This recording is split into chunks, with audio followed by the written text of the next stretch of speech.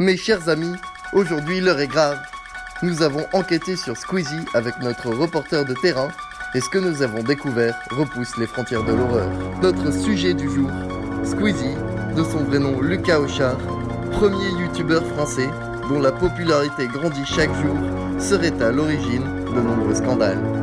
Squeezie n'est pas qu'un simple influenceur, c'est également le conseiller politique personnel de Donald Trump, le président des États-Unis.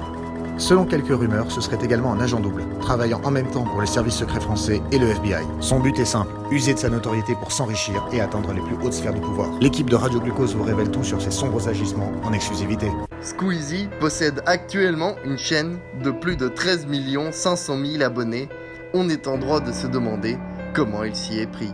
Soit on croit en Dieu et dans les extraterrestres, et là on peut imaginer toutes les formes de mise en place. Soit, comme moi, on reste terrien et puis on croit seulement en l'homme et on se demande comment il a pu faire. Je ne sais pas, je ne saurais pas faire, ça c'est clair. Natacha, notre reporter de terrain, nous a mis en relation avec un spécialiste. Nous lui avons demandé depuis combien de temps la collaboration entre Squeezie et Webedia dure afin d'estimer les gains qu'elle aurait pu lui rapporter. Je peux la dater. Et à partir de là, on va dire, c'est tant de millions, surtout là, tant de milliards. Des milliards, le mot est lâché. Cette entente sera achevée par le traité Squeezie-Webedia qui sera signé le 24 avril 1985 à Oslo. C'est d'ailleurs durant cette période que Squeezie va rencontrer le premier youtubeur mondial, PewDiePie. Cette rencontre va fortement influencer Squeezie et va le pousser à entrer dans ce qu'il qualifiera plus tard de sa phase postmoderne. Cette période postmoderne de Squeezie va également susciter de nombreuses critiques. Effectivement, beaucoup de personnes ont trouvé de nombreuses similarités entre Squeezie, PewDiePie et d'autres youtubeurs à travers le monde. Simple coïncidence ou authentique plagiat? Je ne pourrais pas dire pourquoi il y a coïncidence.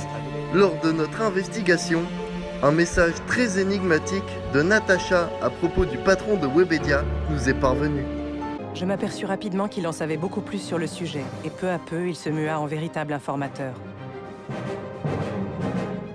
Mais j'étais guidée par l'intuition que derrière tout ceci se trouvait quelque chose d'extraordinaire, et j'ai fort heureusement persévéré.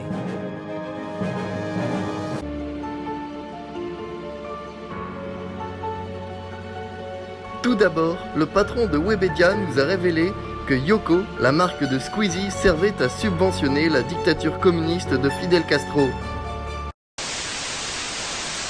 Suite à une descente de police pour diffamation, nous ne serons pas en mesure de terminer ce documentaire.